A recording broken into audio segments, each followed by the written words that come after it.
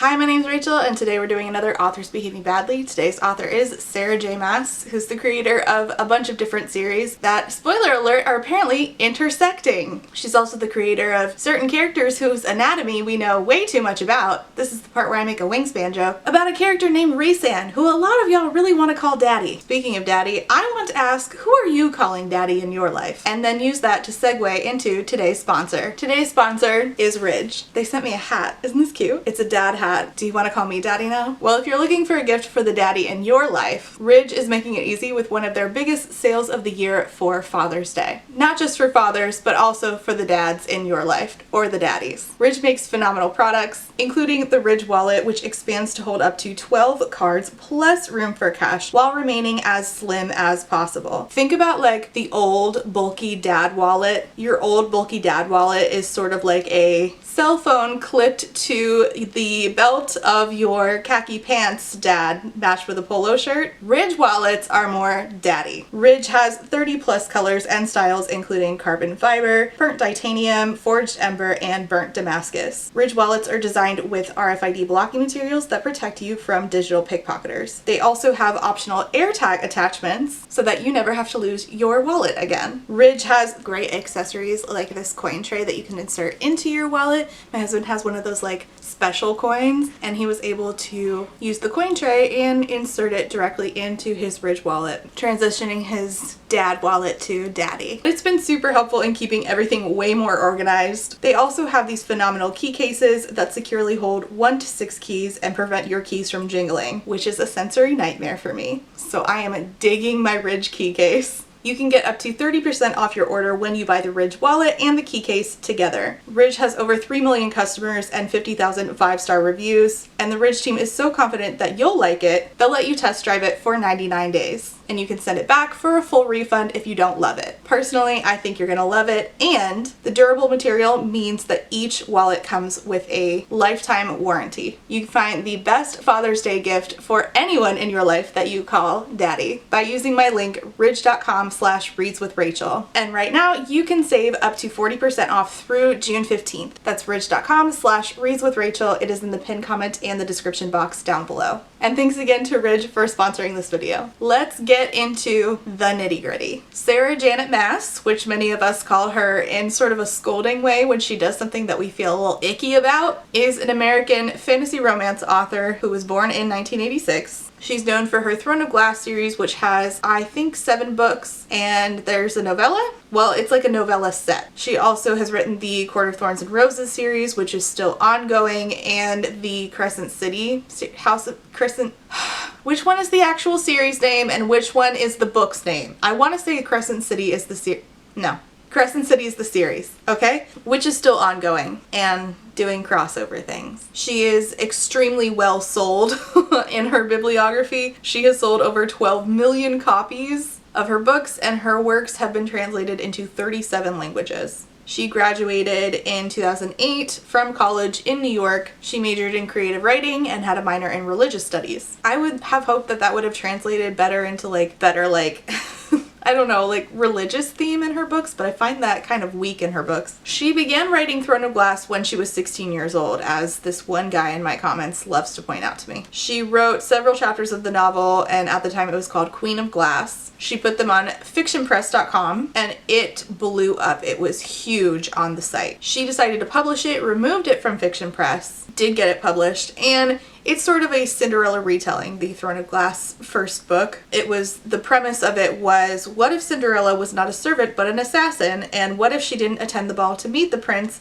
but to kill him instead? She got signed in 2009, and Throne of Glass was picked up by Bloomsbury in 2010. They ordered more books in the series, and now it's like 7.5 books in. Half is the novella, sorry. She then came out with A Court of Thorns and Roses, which is sort of a loose retelling of Beauty and the Beast, and then Crescent City, House of Earth and Blood is the first, and then House of Sky and Breath is the next, and then the other one I don't remember is coming out, I think, next year. She has a lot of books and a big fandom. And the thing is that I'm not anti Sarah J. Maas. Okay, we're gonna get this out of the way real quick. In fact, I advocate for her books to be available. I live in Florida, as many of you know, and I make content about how I'm actively fighting against book banning in my county. Although the actual book banners don't want to claim that it's book banning, it falls under the actual definition. You can't just make up your own definitions, Karen. And by Karen, I mean Julie Gebhardt's and Michael Owen. Commissioner Michael Owen. St. Johns County in Florida, their school district removed 3 of her books. And this is frustrating because even if I didn't want my 13-year-old reading A Court of Thorns and Roses, the way that book banners are getting these, I promise I'm going back on topic in a second. The way that these book banners are presenting it is like Sarah J. Maas writes pornography, and it's like, but it's not pornography. It doesn't fit the definition of pornography. And they're like, it's harmful to minors. None of them have ever demonstrated a causal relationship between Sarah J. Maas books and harm to minors. So what are we doing? Anyway, that's it. That aside, I want to make clear that I'm not saying don't read her books. I want her books taken away. And for educated consumership, I say this all the time, people are allowed to support who they want to support. Here's some alleged information, and you can do with that what you want to do. Because the thing is, a lot of people take issue with Sarah J. Maas. Her attempts at diversity are really bad. It's hard to say what her intentions are when she does certain things, because 99% of the time, Sarah keeps her mouth shut. Unlike the majority of authors, Sarah stays quiet. Even when she does something and people are like, hey, what the fuck? She doesn't say anything. Her online presence is very minimal. And I think that is because she doesn't have to be online anymore. She doesn't need to market herself anymore. Bloomsbury doesn't care. They know that she's going to rake in cash anyway. The people who are here upset that I'm even doing this video are going to continue to monetarily support her no matter what, right? It's like Cassie Clare all over again. So when weird stuff happens, nothing comes from people who are concerned saying, hey, maybe don't. And that brings me to what I want to say before I really get into the shit. Listen to me so closely. This is not a cancellation. Stop using cancel culture to mean whatever you want it to mean. Sarah is not a TV show. I am not a network executive. I can't cancel anybody. I am simply doing my best as a person who creates content about books and authors to explain why so many people in the online book community choose to not support her with their own money, which is their right as a consumer. Educated consumership is not a cancellation. Number 2, if you are not in the affected communities, don't say, well, I read this and it didn't bother me. If you are in the affected communities, maybe even still think before saying that, because just because it didn't bother you from your lived experience does not mean that another person is not harmed. 3, you can read whatever you want. I am anti-book banning. I am anti-censorship. Read what you like. You enjoying her books is none of my business. Me saying, hey, she said or wrote XYZ and other people feel uncomfortable by that does not equate to me saying, you, person on the internet, who I do not know, are terrible for enjoying A Court of Thorns and Roses. That's not happening here. Okay? Are we good? So we're not going to comment stupid shit underneath this? Okay, good. I'm glad we're all in agreement. Here's where the problems lie, the issues that people take with Sarah. Okay? 1, there is some racism in the narrative of the books. 2, there was some weird racial stuff in content from the author online. 3, there is ableism in the book narrative, certain books. 4, poor handling of topics like sexual assault in the book's narrative. I'm not really going to deep dive into that here. It's really hard for me to talk about that as an SA victim. I don't really want to go into that. It's too much. So I'll just say like one line about it later and then we'll be done, okay? 5, poor attempt at LGBTQIA+ representation in her book's narratives. 6, romanticization of abuse in the narrative of her books. I'm not going to deep dive into that here because I want to do a whole video on how Rhys-Ann is not a feminist icon. Rhys-Ann is abusive. So we'll touch on some of that. As you can see, most of the stuff is stuff within the books because, again, Sarah does not say very much on the internet anymore. Let's start with the ableism issue. People take issue with the representation of disability in her book and say, hey, this feels ableist. There might be other examples of this throughout the collected works of Sarah J. Maas. I would say that the poor mental health representation is a form of ableism, but I just don't have the spoons to dive into that today. Shout out to my friend Sel for grabbing this excerpt because I gave away all of my my SJM books. I gave them to the library actually.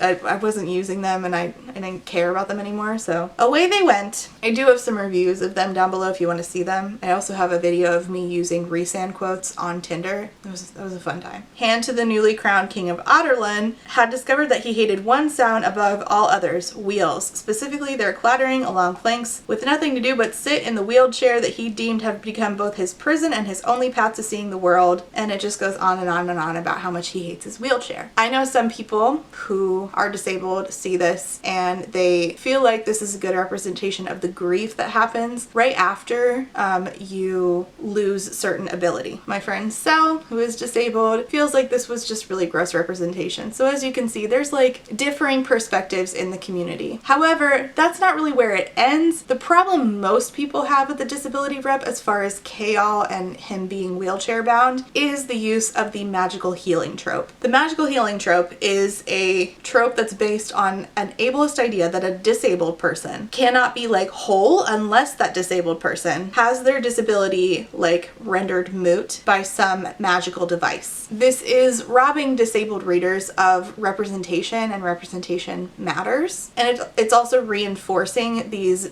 stereotypes and these poor ideas and these incorrect ideas about disability to non-disabled readers. So some examples of this would be like characters going off to find a cure for a disability, characters going through treatments that don't work for their disability, but then their disability is cured by like a magical cure, characters showing that they worked really hard and then their disability is cured, which that comes up a lot with the ableism of the mental health, particularly with Nesta in A Court of Silver Flames. This was really disturbing to me because me doing 10,000 steps and eating cake in a house that brings me anything I want and reading smut books and then having like really hardcore rough sex with a dude that I hate half the time is not going to cure my mental illness. Like that's ridiculous. I felt like the mental health representation of Nesta was so incredibly ableist. It's hard for me to talk about to be honest. The main character is given magic that is able to cure their disability. A god decides to step in and cure the character of their disability. And ableism is rooted in this ongoing issue we have of belief in eugenics, that disabled bodies are not worth as much as able bodies. There's this great tweet that I found that said, Chaol's book was so ableist it made me physically ill while reading it, but stuck with it hoping for a good ending. Instead, I had to read about a character who saw his wheelchair as a prison and got a magical cure at the end. I know Sarah J. Maas may not have intended this. Many people have internalized ableism due to society and what it tells people to believe about disability, even has disabled people having internalized ableism, but it doesn't change how ableist the book was or that it wasn't her story to tell. Disabled authors are few and far between, and another author capitalizing on our stories is just painful. I still read her books, but I'll also still call her out because she needs to learn and grow like any other human being, and I believe she's capable of it. I am 100% with this person. I mirror that. So in Sarah J. Maas's book, Chaol is essentially it's hard to explain without explaining the entire book, given what's basically a miracle cure. And the miracle cure is present in a lot of books. It's based on this idea that disabled bodies are inferior and that they are not able to do what they used to do, not able to live fulfilling lives, and therefore less worthy of living at all. And the only positive outcome in their existence is if there is a cure. And in Chaol's case, Chaol's disability comes at the cost of disabling his wife, and they are only fulfilled by each other. So if one of them is able to perform and be able-bodied, the other one is disabled. Chaol's disability comes at the cost of rendering his wife incapable of doing what she can normally do, and they are only fulfilled by the existence of each other. Chaol ever being able to be able-bodied again comes at the cost of his wife. Like, this is the setup that Sarah created, and it did not need to be that way. Chaol only feels like he gets his value back by taking from his wife, and she gets her value back by taking it from him. That's a bad setup. It didn't need to be that way. Chaol could have simply remained in a mobility device. He could have remained in a wheelchair, and Sarah could have done her due diligence to work with a sensitivity reader to create good disability representation. But unfortunately, it seems to me that Bloomsbury and Sarah J. Maas don't do this. Let's move on to the racist themes within the book. All of her series have issues, but there's two different kinds. One is playing into covert stereotypes, and the other is playing into overt stereotypes. When she does covert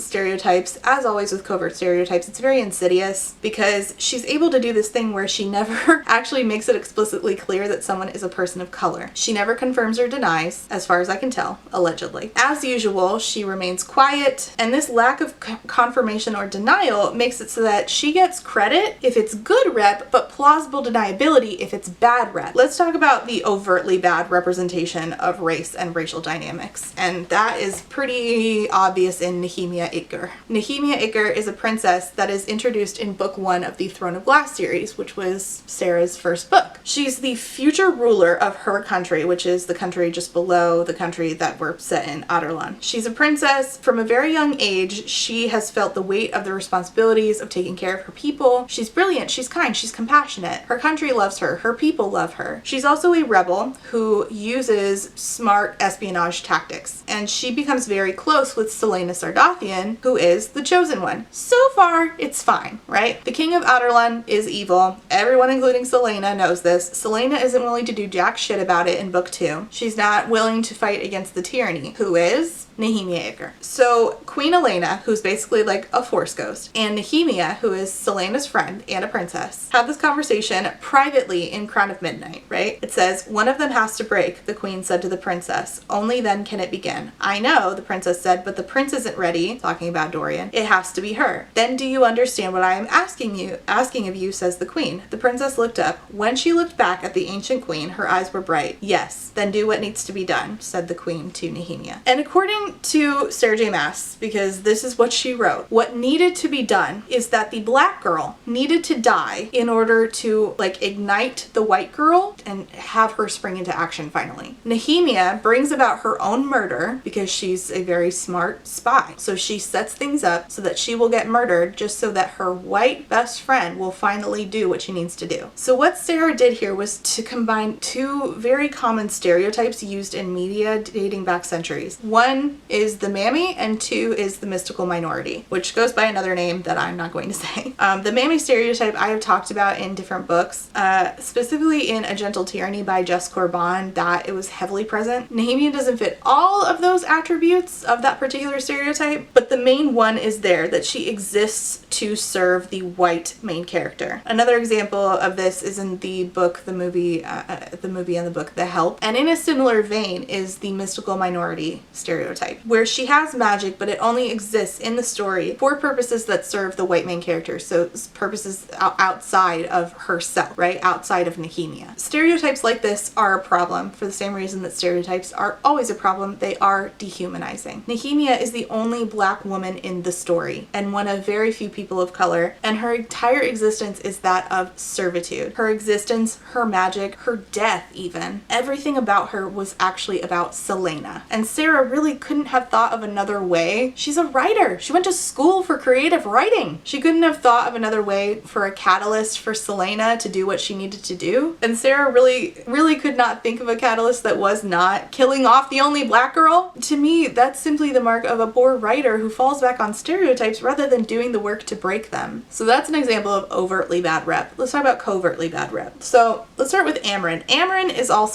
often fan casted East Asian, despite this not really being book canon, but again, plausible deniability. Sarah has never disputed it. She does have black hair. She is short. She is thin. And Amren is angry and basically turns into a dragon. Like that's the dragon lady stereotype. Hellion is the lord of which court? The Sun Court, I think. Hellion is a dark brown skinned high fae with onyx hair, which most people took to mean black. But then you find out he's secretly the biological dad of this guy, and you're like, what? But again, plausible deniability. She doesn't just do this thing with race, she also does this plausible deniability thing, by the way, with Bryce in Crescent City. Most of us read Bryce's character and thought, oh dope, finally some fat rep from Sarah J. Maas, who writes all skinny women and muscular men. But then others say, no, Bryce is skinny just like every other SJM character. And this is not really the fault of the readers. This is the fault of the plausible deniability employed by the author, allegedly. She words herself very particularly in order to, I think, get this to have end up in this place of plausible deniability, which is a very smart PR move. I would assume that she has a PR person telling her, hey, don't ever say jack shit on the internet. But it's also pretty annoying because it's a cop-out. Either us fat chicks matter and deserve representation, or we don't. But then again, do I really want Sarah J. Maas to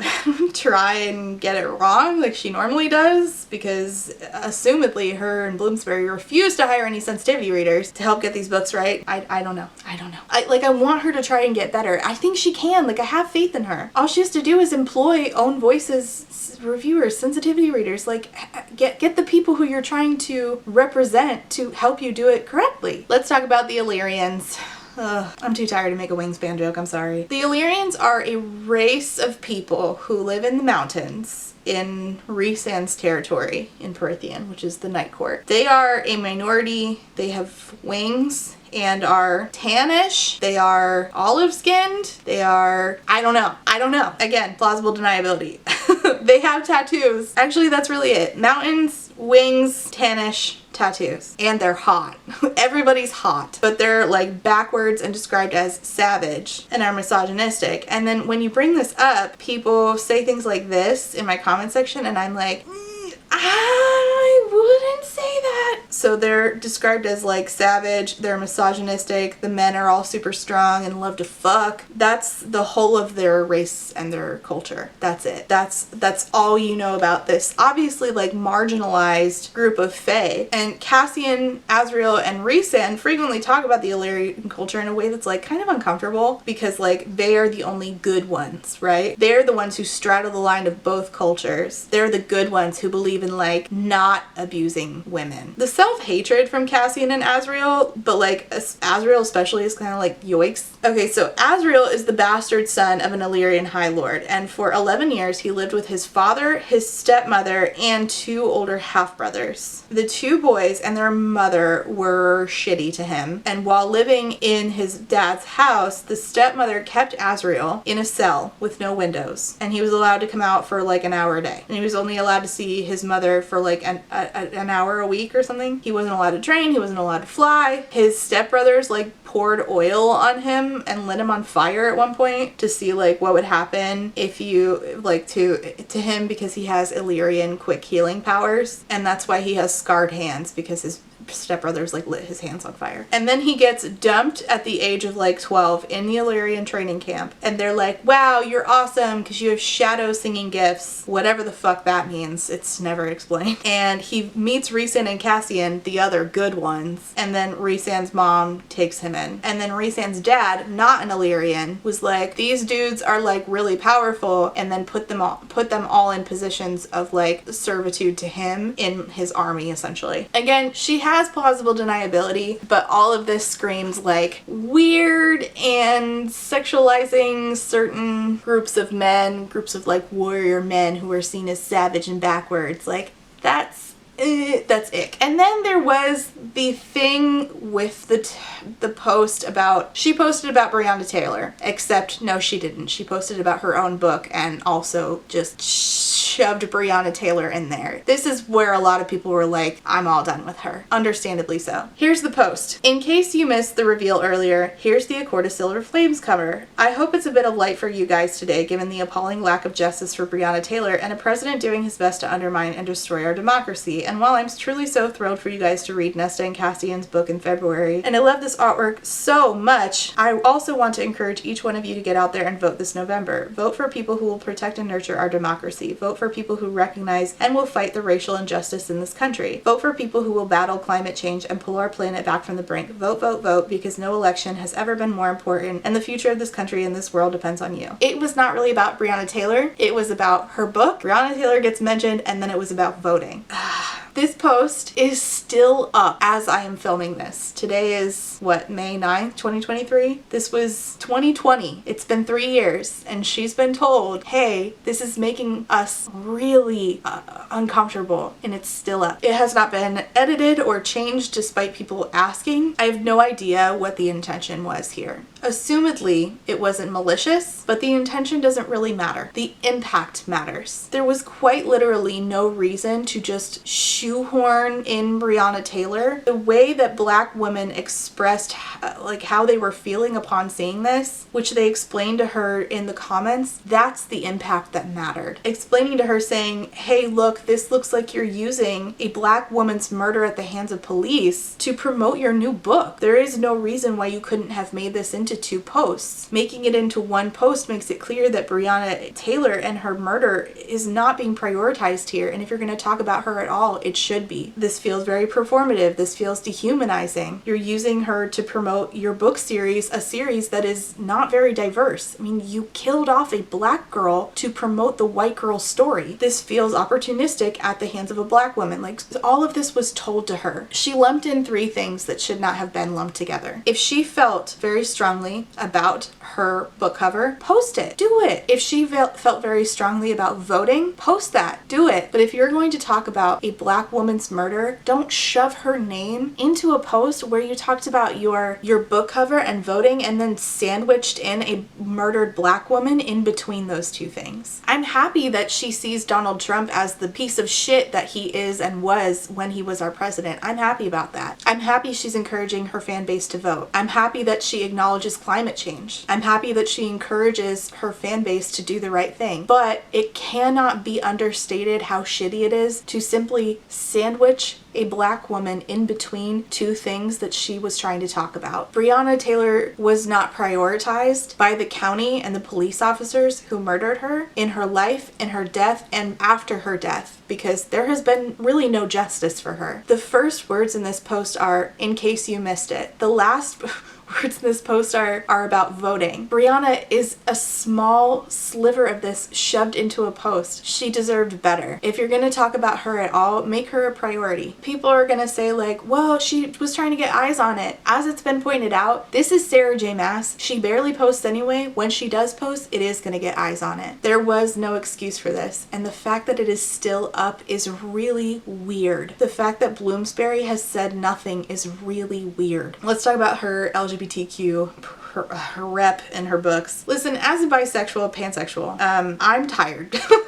I'm exhausted. I'm not going to spend much time here. Every single bisexual person that Sarah writes, from Adian to Hellion to Moore, it relies on this harmful and hurtful promiscuity stereotype. There's nothing wrong with being promiscuous. It's just that it's a harmful stereotype used against bisexual folks to like invalidate and diminish us. When I came out to my mom, I said, I'm bisexual. I've always been bisexual. I just never told you. And she said, oh, does that mean you're unfaithful to your husband? That was her first reaction. So that goes to show that like that's what people think of bisexuals. This is a huge issue with Morgan in particular. I think what most of us believe. What happened is that Sarah doesn't really know how to write queer rep, so she shoehorned in last minute a monologue by Moore explaining how she's like maybe a lesbian, maybe bisexual. She might be sexually attracted to men and women, but only romantically attracted to women. It's unclear, and the proof that it's unclear is the fandom arguing about it. Stop erasing Moore's lesbianism, one side says. Stop erasing Moore's bisexuality, one side says. And I think the reason this feels like unsure to most of us is because it's so poorly written. It's so obviously last minute. It was obviously not read by a sensitivity reader. Or there's the other option that it was done on purpose, possibly, allegedly. I'm not accusing her of this. I'm just saying this is a possibility that she was doing another round of let's do some plausible deniability. It's wishy-washy so that if I did it right, then I get the credit, but if I did it wrong, I don't have to take accountability because I have plausible deniability. And this is frustrating, but Moore is not real. Sarah is, and she could have decided to work with people using that big old Bloomsbury budget to get the rep right instead of relying on this plausible deniability if that is indeed what she's doing. There's not great implications surrounding the idea that Moore is only sexually attracted to men and not romantically attracted to them after being assaulted by a man. That feels a little bit like the argument that I know that fundies make in conversion therapy. You're queer because you have trauma. You can only love women because you had a traumatic experience with a man, and if you work through it, you'll be fine. Like, God help us if that's where this ends up. Sarah has a huge budget in working with Bloomsbury. She has power. She has resources. The only reason this rep is not getting done right, in my understanding and estimation, is because there is a lack of prioritizing it. Plain and simple. Again, I don't really want to get into the misogyny bit here, the misogyny as romance thing. Rhysand is abusive and a piece of shit, and I will do a video on it. I just don't have the spoons right now. And the last thing is that people are upset. You will see tons of tweets saying Sarah J. Maas is a Zionist. Where this stems from is that there was an article for the Jewish Chronicle in 2015 where Sarah details how she met her husband, who's also Jewish, and it's actually like a very cute story of them meeting and her feeling like more connected to her Jewish culture because of them, saying, I think she says that he made being Jewish cool for me. It's really cute. And honestly, like watching them together, I've seen them in videos, they're super adorable, like in general. The issue people take is the context in which she discusses Israel. She says she went on a birthright trip and she did not make a comment on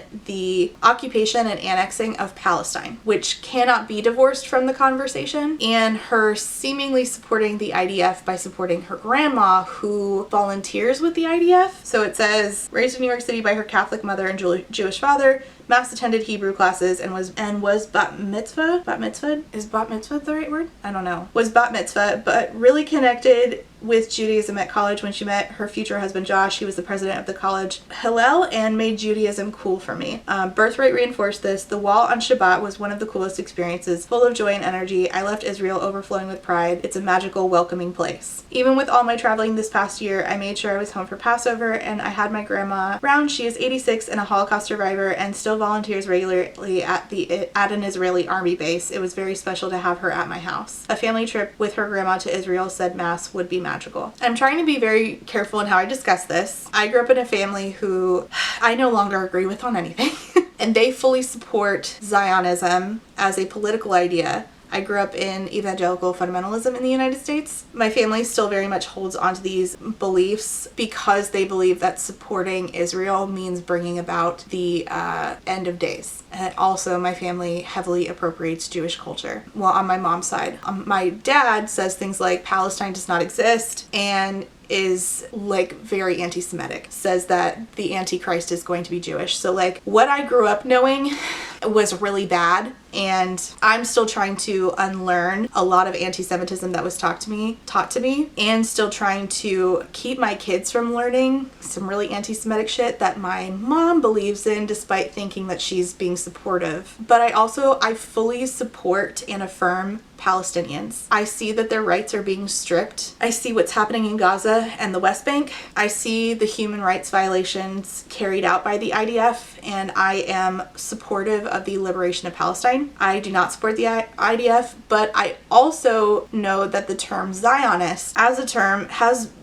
for many people become a code word that they just use to mean Jewish, and that's wrong. And bigotry against Jewish people has been expressed using the language of being anti-Zionist. I'm firmly against any anti-Semitism, and I'm sure that Sarah has experienced this as a Jewish woman, and she should not. Personally, I didn't see anybody in my feed, at least, using this article as a vehicle to be anti-Semitic towards Sarah, but that does not mean that it didn't happen. And I know that people like that exist. I don't know what Sarah's views are on Palestine or the IDF. I can try to make an educated guess based on the article, but I cannot know for sure unless Sarah herself says it. I hope that she affirms Palestinians' rights, and I understand if, as consumers, her not saying anything in the article about Palestinians while still mentioning that her family parts of her family supports the IDF is enough for some people to feel like she does not deserve their money. Palestinians, in my opinion, deserve to at least be mentioned if you're going to bring up supporting the IDF. If she had never said anything about the IDF, then I don't think people would have been sitting here wondering, hey, are you going to say anything about the human rights violations being committed by the IDF onto Palestinian lives? Are you going to say anything about Palestine at all? So I do understand if people don't want to monetarily support her until she does provide clarity. But she doesn't say very much, so I doubt that people will ever get any sort of clarity on that issue from her. The thing about Sarah J. Maas is that she seems to be pretty out of touch with the majority of her readers, because the majority of her readers are working class people. Her not responding when people say something is questionable is not surprising. She doesn't need to. She's so distanced from the majority of the people in the working class now. This is evidenced, I think, best and most recently by her moving to Maui in the height of the pandemic, like many rich people did. We sold our house in Philly in March because we're moving to LA for my work on the ACOTAR TV show, and one of our lifelong dreams was to live in Hawaii. So we are currently living in Maui. We are residents of Hawaii Woo! right now. So You both have a glow. I like didn't want to be one of those obnoxious people that was like, here's my ocean background, but I didn't realize that the window would reflect. But I'm here for it. We are fortunate enough to be temporarily living in Hawaii. And this is despite Native Hawaiians saying, hey, please do not do this, to all of these rich people. Tourism jobs, the losses of these resulting from the pandemic's effects on travel, forced so many Hawaiians to pack more relatives into homes where typically in Hawaii they have already multiple generations living in homes, and many of them had to take in more family members. Meanwhile, rich people were flocking to Maui. And then there were people, Native Hawaiians, who were leaving the island because they made too much money to fall into the affordable housing category. They can't afford the market price, and they don't have another place to go. They don't have anyone to live with. And that gap was their firefighters and their nurses and their doctors, people that they needed. But rich people were flocking to the island as a reprieve from COVID. And this happened on top of an already controversial history of us going to Hawaii and causing depopulation of Native Hawaiians in the early 1800s, which was due to Western diseases. And then during the height of a global pandemic, our rich people were flocking there. And those generations of folks, they're still dealing with intergenerational trauma because of that. And so Native Hawaiians were saying, stop, don't come here. And rich people obviously aren't going to listen. They're not going to listen to the working class. And unfortunately, the tourism is a huge part of the economy. And so when that fell because of COVID, already the residents were struggling with food insecurity. You know who wasn't struggling with food insecurity or housing insecurity like the Native Hawaiians? People like Sarah J. Maas, who decided to move there during the height of a global pandemic. So I hope that this was helpful in helping people understand why some people choose not to give their money to Sarah J. Maas. And you can still do so if you want. Read what you want. But next time the discourse comes up around Sarah J. Maas, try to understand why some of the stuff that she has written or said and done does make some people feel uncomfortable. If it doesn't make you uncomfortable, fine, but leave people who it does alone. I would really like to stop seeing this cycle of people who were hurt by the things that she said, particularly sandwiching in Breonna Taylor's name into a post about her book reveal. Be told that their feelings are not important. That the effect that had on them was not important. I would really like to, this is one of those discourses in the book community that I would like to see go away forever and ever and ever and ever. Amen. Anyways, that's it. That's all of it. That's everything. Okay? Thanks so much for watching. Leave your kind comments and questions down below. And remember to check out For the Daddy in Your Life, Ridge, at ridge.com/readswithrachel. Oh, before I go, I have to say actually a couple of thank yous. So first I have to say thank you to Dr. Haley. Congratulations, Dr. Haley. She just graduated. We're so proud of her for sending me Jade Fire Gold. She said she loved this book and she hopes I will too. This has been on a list of books that I've been meaning to get to for a while and still have not.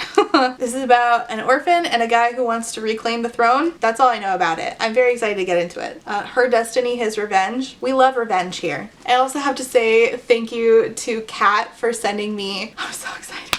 This has dappled edges. I'm so happy. I know some of y'all hate them, but man, dappled edges are just, I just really love them. For the Wolf by Hannah Witten. This has been, either people loved it or they felt like it was so violently mediocre, and I can't wait to find out which I feel about it. Kat also sent me one of my favorite books of all time, which I finally now have a copy of, A Far Wilder Magic by Allison Saft. I'm so happy. This is about two kids just doing their best. Allison Saft is a Jewish author and she writes a little bit of Jewish rep into this fantasy series. Also, it's also mommy issues, which is, you know, kind of my shit. It's about these two people who have to work together and they just are like ostracized by society, and they come together slowly and they have to fight a fox, and there's a bloodhound named Trouble. There's a dog named Trouble. I'm sorry. I can't.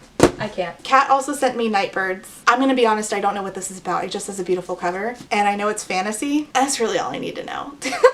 And Daughter of the Moon Goddess, which I know the sequel is out now, and one of my friends at Cell loved this book. I'm so excited. So huge thank you to Kat. I can't tell you how much that means to me. Kat really understands my taste in books, and I'm so excited. I'm so excited. Also, I really should just film a review of The Far Wilder Magic. And then John E. Funny story, I recently ordered pepper spray spray. Well, I had Carlos order me pepper spray.